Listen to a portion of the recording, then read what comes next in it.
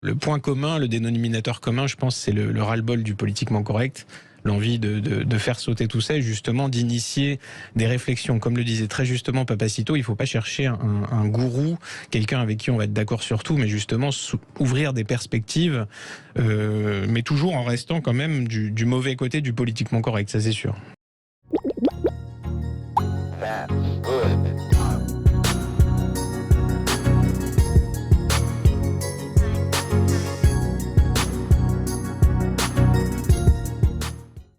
Salut tout le monde. Alors le 16 décembre 2021, Laurent Oberton et Laura Magnier étaient les invités d'André Berkoff sur Sud Radio pour promouvoir la sortie de la revue La Furia, dont Laura Magnier est directrice de la publication et Oberton, je suppose, l'un des éditorialistes et contributeurs principaux.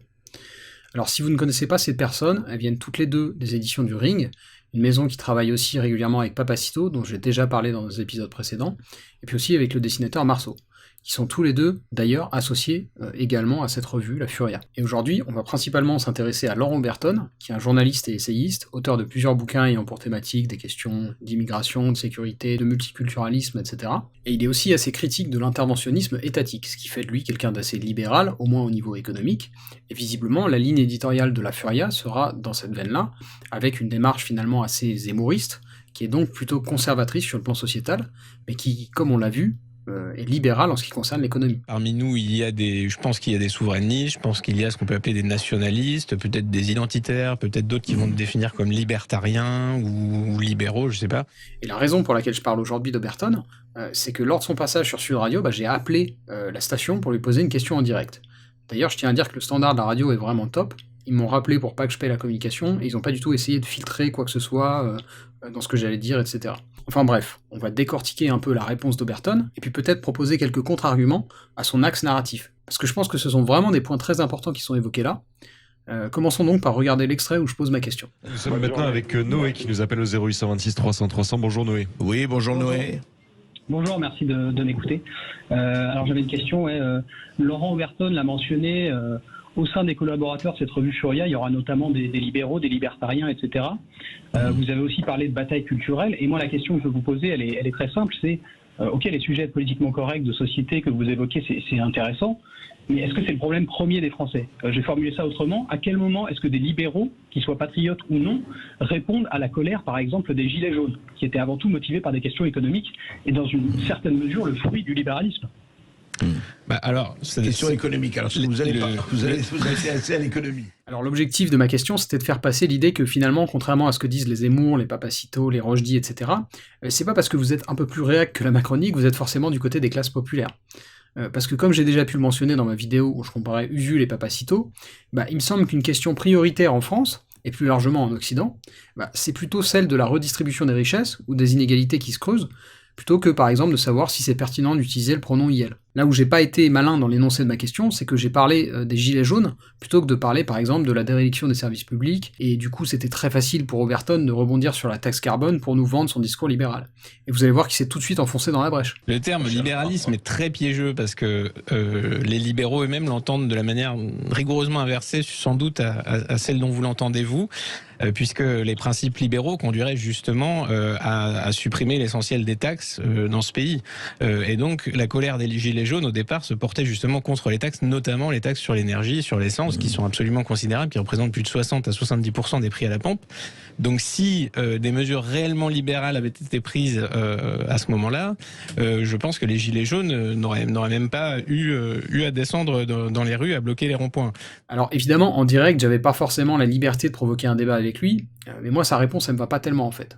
Et c'est justement pour ça que je fais cette vidéo, pour souligner à quel point, à mes yeux, c'est de l'enfumage qu'il raconte. Parce que dans la réponse d'Oberton, en fait, il y a un énorme biais, dans le sens où, en fait, lui, il part du principe que les gilets jaunes sont venus sur les ronds-points pour protester contre la taxe carbone parce qu'ils sont libéraux et qu'ils veulent pas de taxes. En tout cas, c'est ce qu'il sous-entend. Mais moi, c'est pas du tout ça mon analyse du truc. De mon point de vue, les gilets jaunes, ils manifestaient pas tant leur colère vis-à-vis des taxes en général, que vis-à-vis de l'injustice de cette taxe spécifique. Parce que oui, cette taxe, elle était fondamentalement injuste, parce qu'in fine, elle ciblait avant tout les non-urbains, qui avaient besoin de leur bagnole pour aller travailler au quotidien, et en particulier, elle ciblait le diesel, qui traditionnellement a toujours été le carburant, entre guillemets, économique. Et dans ce contexte, c'était ça qui semblait totalement inéquitable. Parce que, implicitement, on disait à ces gens-là, vous allez devoir payer les pots cassés du développement durable pour tout le monde. Et encore une fois, moi je nie pas du tout que le diesel c'est polluant, c'est un fait. Simplement, les sacrifices, faut que ce soit mutualisé.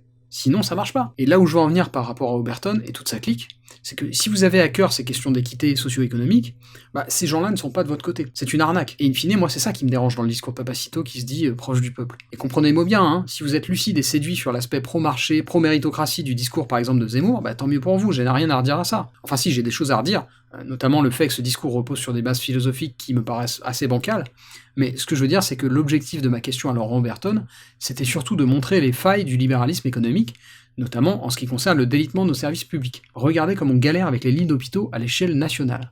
Ça, c'est le fruit de 40 ans de libéralisme.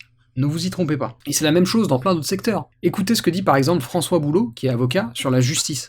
En fait, c'est un problème qui est généralisé, où il n'y a pas de budget dans la justice. Et donc, c'est pour ça que je disais qu'il y a beaucoup de professions dans le pays qui aujourd'hui vivent la même chose. C'est parce que c'est partout pareil. Le budget de la justice française, c'est le 23e en Europe. Il est moitié inférieur à celui de l'Allemagne. On n'a pas les moyens, tout simplement. Il n'y a pas de moyens en juge, il n'y a pas de moyens en greffier, il n'y a pas de moyens matériels. Il n'y a rien. Donc, on est obligé de se débrouiller. J'ai l'impression que vraiment, ce que je décris là, ça recoupe ce qui se passe dans d'autres professions. Je pense évidemment aux hôpitaux, je pense à l'éducation nationale, aux pompiers, aux services de police aussi. Vraiment, tout le monde est en souffrance actuellement parce que plus personne n'arrive à trouver de sens dans son travail, parce que plus personne n'arrive à le faire correctement, parce qu'on est pris que dans des logiques de délai, des logiques comptables, des logiques financières. Et en fait, les missions premières, qui sont celles de nos métiers, on ne peut plus les réaliser correctement.